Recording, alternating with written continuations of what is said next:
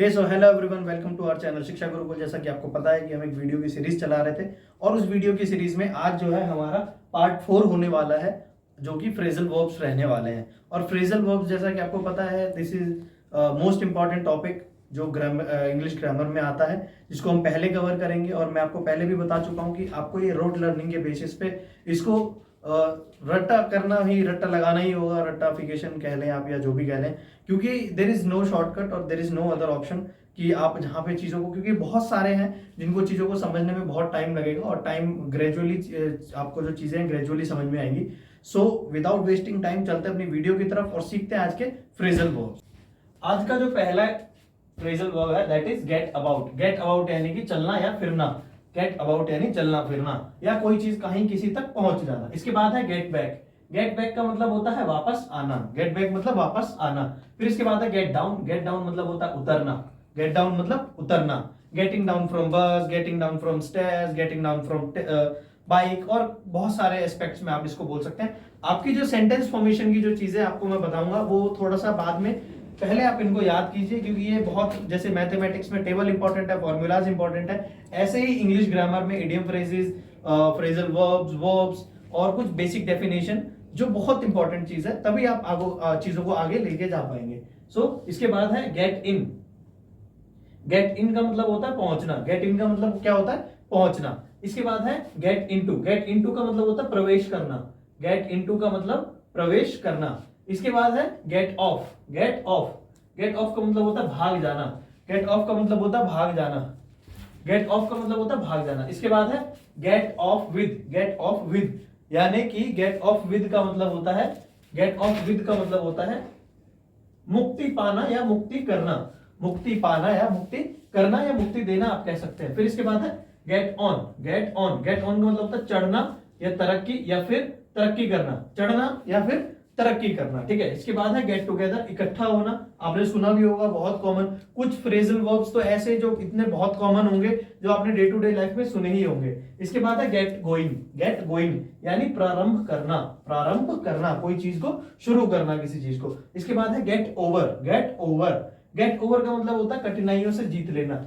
getting over the problems, getting over the problems of mathematics, getting over the problems of English, getting over the problems of economic scenario, getting over the problems of English problems, और बहुत सारी चीजें आप किसी भी terms में इसका use कर सकते हैं। ठीक है।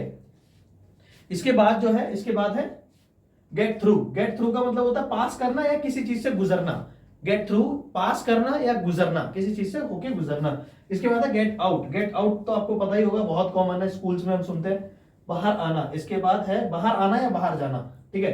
फिर इसके बाद है गेट अप। गेट अप का मतलब होता है उठना या सोकर जागना। उठना या सोकर जागना। इसके बाद है गेट अंडर। गेट अंडर नियंत्रित करना, किसी चीज को नियंत्रित करना, कंट्रोल करना, जैसा आपने सुना होगा। ठीक है। इसके बाद है get away. Get away. Get away का मतलब होता है भाग निकलना। भाग निकलना। इसके बाद है होल्ड ऑन। होल्ड ऑन का मतलब होता है प्रतीक्षा करना। प्रतीक्षा करना। इसके बाद है होल्ड आउट। Hold out. आप इसको सुनने के साथ साथ प्रोनाउंस करने की भी कोशिश करें, ताकि आप धीरे धीरे चीजों को जब सीखेंगे तो अभी से एक प्रैक्टिस डेवलप हो जाएगी, जिसमें आपको चीजें समझ में आने लगेगी। इसके बाद है होल्ड अप यानी जबरदस्ती रोकना। होल्ड अप यानी जबरदस्ती रोकना। कहीं आप सभा में किसी मीटिंग में खड़े हैं and you are holding up the peoples to listen your topic और लिसन योर वॉइस, आप कुछ भी कह सकते हो। इसके बाद है होल्ड ओवर यानी स्थगित करना। स्थगित करना यानी रद्द करना या एडजर्न करना। इसके बाद है keep away from. Keep away from निकट नहीं जाना। निकट नहीं जाना। इसके बाद है कीप एट, कार्य करते रहना। कार्य करते रहना। इसके बाद है कीप बैक, नियंत्रित करना। नियंत्रित करना। कीप डाउन, नियंत्रित करना, इसका भी होगा कीप डाउन, नियंत्रित करना। कीप ऑफ, अलग रहना। कीप ऑफ का मतलब होता है अलग रहना, बेसिकली किसी व्यक्ति से अलग रहना, किसी संस्था से अलग रहना या किसी भी व्यक्ति वस्तु से अलग रहना। इसके बाद है कीप फ्रॉम। कीप फ्रॉम का मतलब होता है किसी चीज से रोकना। I am keeping my students from bad habits. मैं अपने स्टूडेंट्स को बुरी आदतों से दूर रखता हूं। तो इस तरह से आप कह सकते हो। फिर है कीप इन। कीप इन होता है किसी चीज का ध्यान रखना।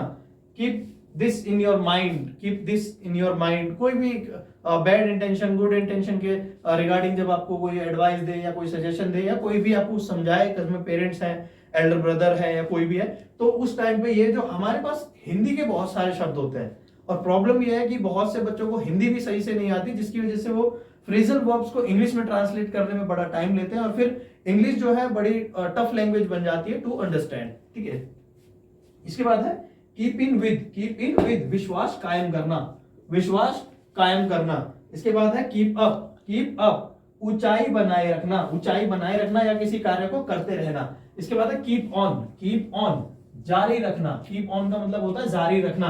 I am keeping my class on, मैं अपनी क्लास जारी रख रहा हूं। ठीक है, कीप ऑन एट, लगातार बात करना। कीप अंडर, दबा देना, किसी को दबा देना या कुचल देना, प्रेशराइज कर देना आप कह सकते हो। इसके बाद है कीप आउट का मतलब होता है बाहर रखना। फिर है कीप टुगेदर, साथ रहना।